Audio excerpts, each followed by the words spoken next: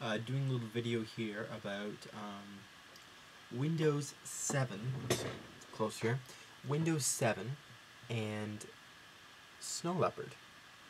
I'm leaving Linux out of this one, sorry. I will do some more Linux videos, I just really haven't had time to do that. But anyways, Windows 7 versus Snow Leopard.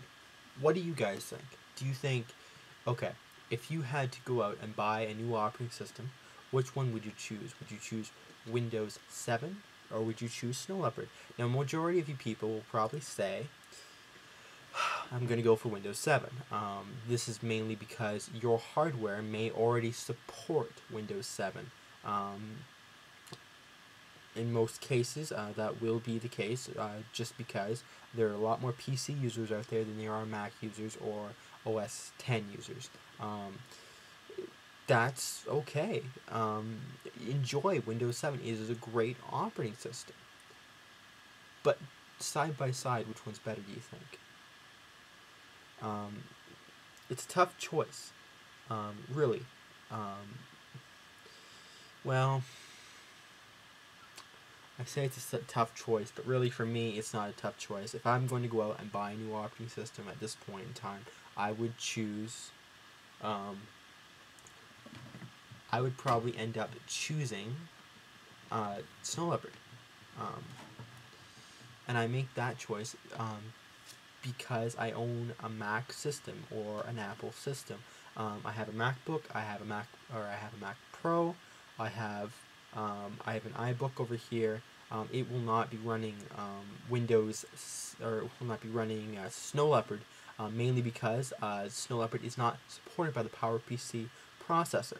Now that's a big thing on both sides. Windows 7 as well as Snow Leopard is cutting out a lot of hardware, and you may be saying, but Windows 7 doesn't have any more requirements than Windows Vista does. But you got to remember, a lot of people went from Windows Vista back to Windows 7 on their system because their system did not support, or went back from Windows Vista to Windows XP because it did not support it on their system. Now, since Windows Vista's got the same driver model and has the exact same requirements, some of those people may still be out of luck. So it's still going to cut out some hardware, as will the Snow Leopard release. Every PowerPC system, or every system in the Apple that Apple's created that's using the PowerPC processor, which was made by Motorola, won't work. It's not supported. You can throw the disk in, but it will not even run. Later, I don't know, maybe some person will be able to patch it so it will run on the PowerPC platform, but at this point, no.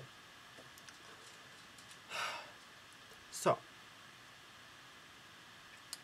what are you going to choose?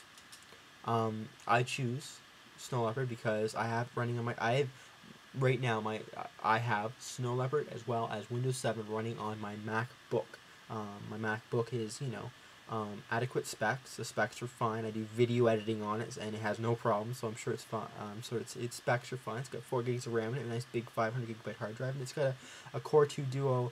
I think it's 2 gigahertz processor. Don't quote me on that because I haven't checked I don't even know my specs for it down to the exact megahertz. But anyways, I have it running. I have no problem with either operating system. Windows 7 is Windows 7 though. The way I see it is both operating system gives you experience, and the experience may be good or bad. Windows 7 is a cool operating system. It is, and it's better than XP, and it's better than Vista. I'll say that right now.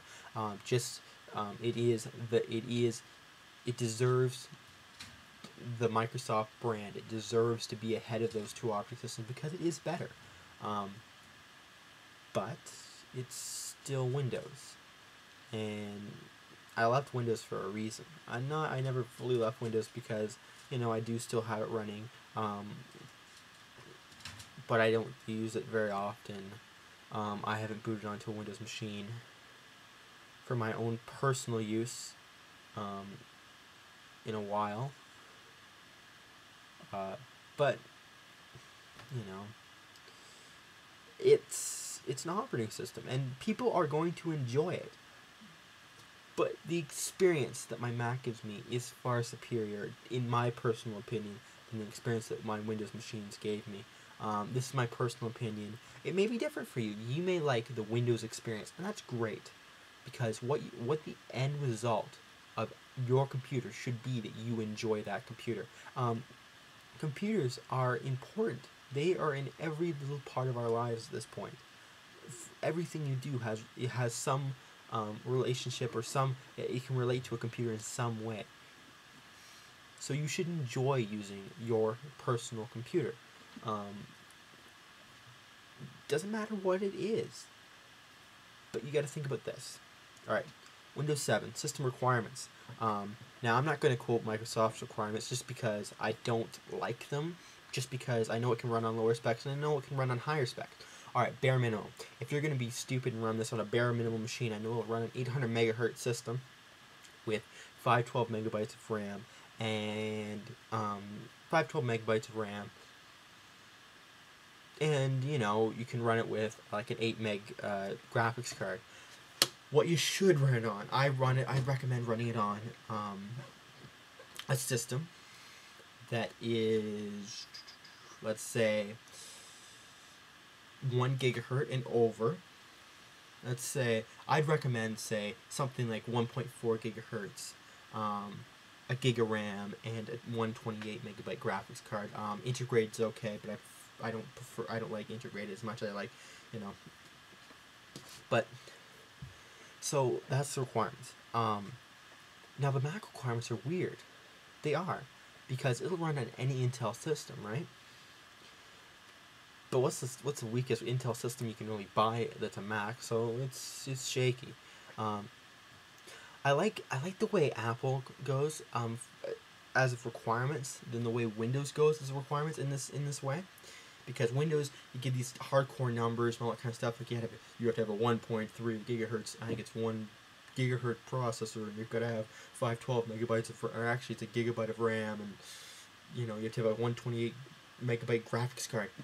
How many basic users are going to know what that is? Mac? Is yours an Intel Mac?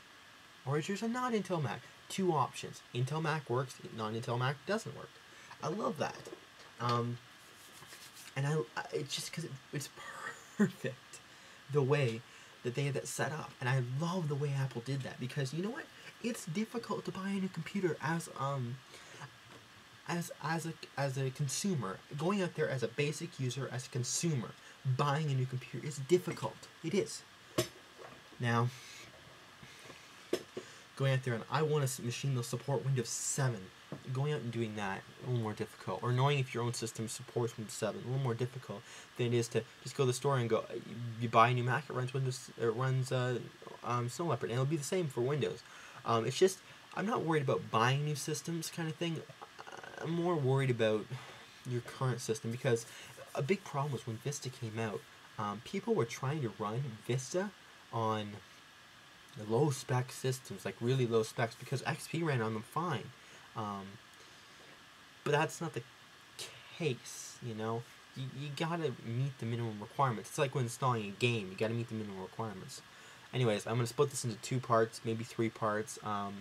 Thank you very much for watching. You can email me at thezetattack@gmail.com if you have any questions about what I do.